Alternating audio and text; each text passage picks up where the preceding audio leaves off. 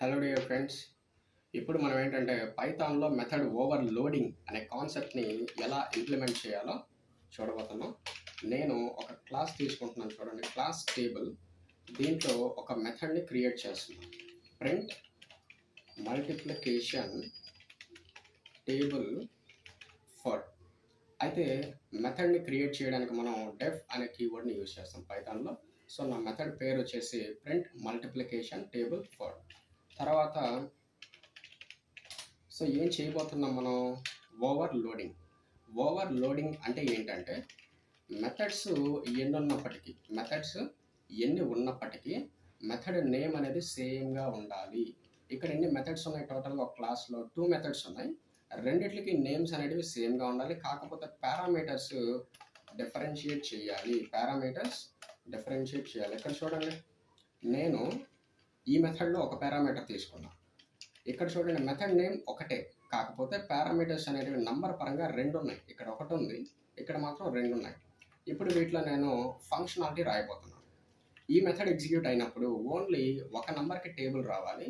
ఈ method execute అయినప్పుడు starting నుంచి ఎండింగ్ వరకు ఎన్ని టేబుల్స్ ఉంటే అన్నీ కూడా డిస్ప్లే అవ్వాలి.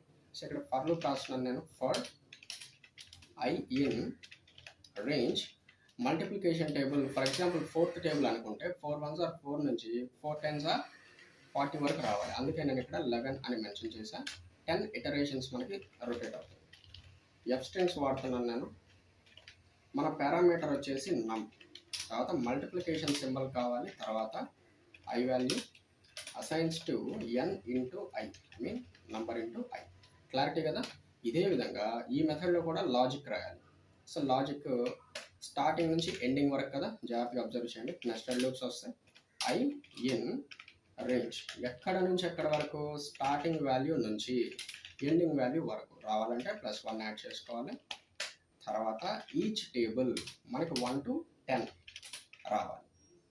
రేంజ్ ఆఫ్ 1 to 10 రావాలంటే 1, 11 రాసుకుంటాం. ఇక్కడ నేను ఆల్రెడీ ప్రింట్ స్టేట్మెంట్ రాసుకున్నాను కదా, దాన్ని కాపీ చేసుకొని పేస్ట్ చేస్తున్నాను. పేస్ట్ ఇవి మార్చుకోవాలి. ఐ ఇంటూ జే. ఇక్కడ మిడిల్లో వచ్చేసి జే వాల్యూ, తర్వాత ఇక్కడ వచ్చేసి ఐ వాల్యూ. అయితే ఇదే ఓవర్లోడెడ్ మెథడ్స్. ఈ రెండింటిని ఏమని పిలుస్తారంటే ఓవర్లోడెడ్ మెథడ్స్ అని పిలుస్తారు. ఎందుకంటే రెండిటికి సేమ్ నేమ్స్ ఉన్నాయి, కాకపోతే పారామీటర్స్ అనేటివి డిఫరెంట్గా ఉన్నాయి. అయితే ఇది పైథాన్లో పాసిబుల్. ఓవర్లోడింగ్ అనేది పైథాన్లో పాసిబుల్. ఒక సెకండ్లో తెలుసుకుందాం మనం. So table assigns to table. So class లోపల ఉన్న మెథడ్స్ని అవుట్ సైడ్ కాల్ చేయాలంటే ఆబ్జెక్ట్ క్రియేట్ చేయాలి, తెలిసిందే. తర్వాత ఆ రెఫరెన్స్ వేరియబుల్ ఉంది కదా, డాట్, ఆ మెథడ్ నేమ్ మనం కాల్ చేయాలి. అయితే ఏ మెథడ్ అనేది ఇక్కడ క్లారిటీ ఉండాలి. మనం ఒక ఆర్గ్యుమెంట్ పాస్ చేస్తే ఫస్ట్ డెఫినేషన్, ఒక ఆర్గ్యుమెంట్ పాస్ చేసినప్పుడు ఫస్ట్ డెఫినేషన్ ఎగ్జిక్యూట్ అవుతుంది. అదే 2 ఆర్గ్యుమెంట్స్ పాస్ చేస్తే ఈ డెఫినేషన్ అనేది మనకి ఎగ్జిక్యూట్ అవుతుంది. సో నేను ఏది పాస్ చేశానో చూడండి, సింగిల్ నంబర్, అంటే ఫస్ట్ డెఫినేషన్ ఎగ్జిక్యూట్ అవ్వాలి. ఒకసారి అసలు ఇది వ్యాలిడా కాదో ఒకసారి చెక్ చేయాలి. పైథాన్ అనే కమాండ్ టైప్ చేస్తాం, స్పేస్ ఫైల్ నేమ్ వచ్చేసి table.py. మనకి ఎర్రర్ వచ్చింది. అంటే ఒకసారి క్రియేట్ చేసిన మెథడ్ అదే నేమ్తో మళ్ళీ క్రియేట్ కాకూడదు. అంటే ఇది ఎరేజ్ అయిపోయి మనకి సెకండ్ది తీసుకుంది, అంటే రీడిఫైన్ అన్నట్టు తీసుకుంది అనమాట. అందుకే మనకి ఎర్రర్ వచ్చింది. అయితే ఓవర్లోడింగ్ అనే కాన్సెప్ట్ కదా ఇదంతా. అంటే మెథడ్ నేమ్ సేమ్గా ఉంటాయి, పారామీటర్స్ మాత్రం డిఫరెంట్గా ఉంటాయి.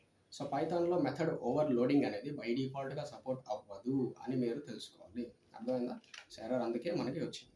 పైథాన్లో మెథడ్ ఓవర్లోడింగ్ బై డిఫాల్ట్గా సపోర్ట్ అవ్వదు. అయితే మరి ఎలా చేయొచ్చు ఎఫెక్టివ్గా అంటే, మనకి ఒక మాడ్యూల్ ఉంది, దాని పేరు వచ్చేసి మల్టిపుల్ డిస్పాచ్.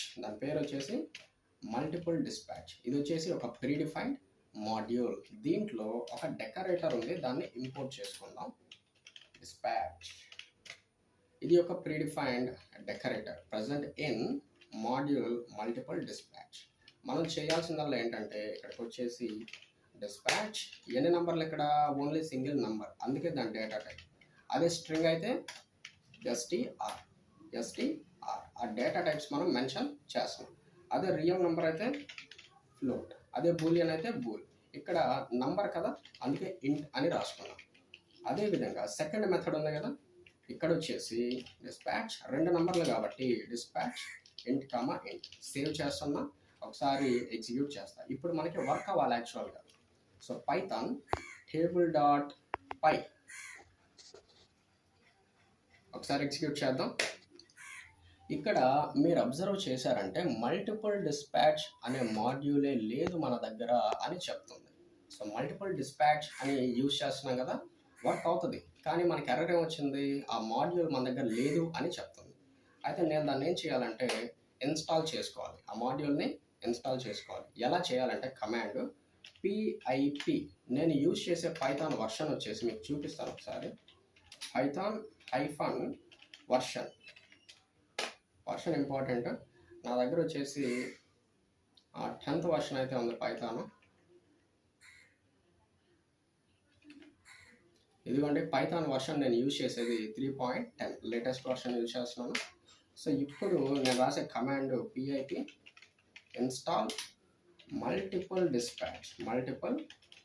డిస్పాచ్ స్పెల్లింగ్ కరెక్ట్గా చూసుకోవాలి, మల్టిపుల్ డిస్పాచ్. అయితే ఈ కమాండ్ ఎగ్జిక్యూట్ అవ్వాలంటే మీరు మీ సిస్టంలో ఇంటర్నెట్ ఆన్ చేసుకొని ఉండాలి, లేదంటే వర్క్ కాదు. అప్పుడు మనకి మల్టిపుల్ డిస్పాచ్ ఉంది కదా, ఈ మాడ్యూల్ అనేది ఇన్స్టాల్ అవుతుంది. నెట్ ఆన్ చేసుకోవాలి, మర్చిపోకూడదు. ఎంటర్ కొట్టాను. ఇప్పుడు దాంట్లో ఉండే అన్నీ మనకి ఇన్స్టాల్ అవుతాయి చూడండి. ఆ తర్వాత ఈ ప్రోగ్రామ్ మనకి రన్ చేస్తే ఆ మాడ్యూల్ లేదు అనే ఎర్రర్స్ మనకి రావు. కొద్దిగా టైం పడుతుంది, వెయిట్ చేయాలి. సో పిఐపి అనే కమాండ్ మనకి పైథాన్లో కొన్ని వర్షన్స్లో చేస్తుంది. మీరు 3.7 నుంచి యూజ్ చేస్తే మంచిది. అంటే ఇన్బిల్ట్గా పిఐపి అనేది ఉంటుంది, లేదంటే మళ్ళీ మనమే గూగుల్లోకి వెళ్ళి పిఐపిని సపరేట్గా ఇన్స్టాల్ చేయాలి. కానీ 3.7 నుంచి వాళ్ళే ఇన్బిల్ట్గా మనకి ఇచ్చేస్తున్నారు. ఇక్కడ చూసారంటే సక్సెస్ఫుల్గా ఇన్స్టాల్ అయింది అని చెప్పేసి మెసేజ్ మనకి డిస్ప్లే అయింది. సక్సెస్ఫుల్గా ఇన్స్టాల్ అయింది మల్టిపుల్ డిస్పాచ్. సో నేను సిఎల్ఎస్ తీసుకుంటున్నాను. ఇప్పుడు ఆ ప్రోగ్రామ్ని ఎగ్జిక్యూట్ చేయొచ్చు, పైథాన్ టేబుల్ డాట్ పై. అయితే ఒకసారి ప్రోగ్రాంలోకి వెళ్దాం.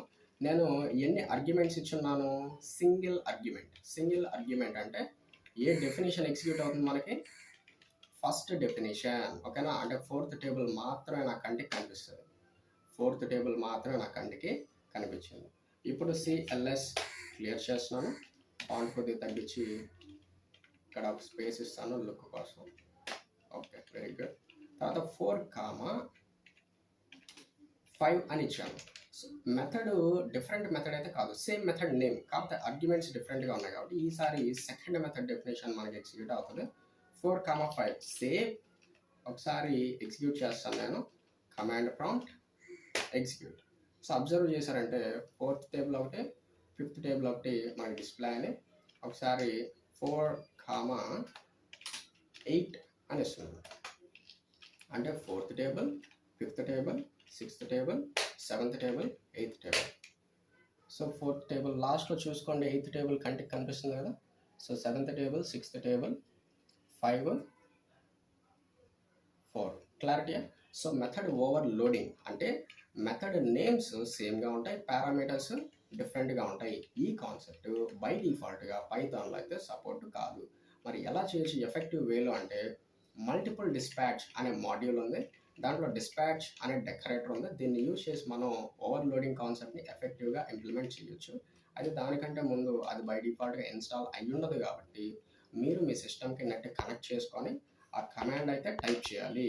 ఏ command, PIP install multiple dispatch.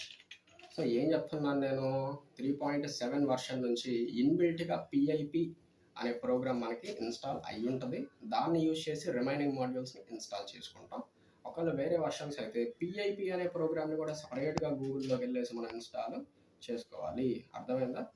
So multiple dispatch అనే మాడ్యూల్ యూజ్ చేసి అయితే పైథాన్లో ఓవర్లోడింగ్ కాన్సెప్ట్ని ఎఫెక్టివ్గా ఇంప్లిమెంట్ చేయొచ్చు. Thank you so much for watching this video. Bye bye.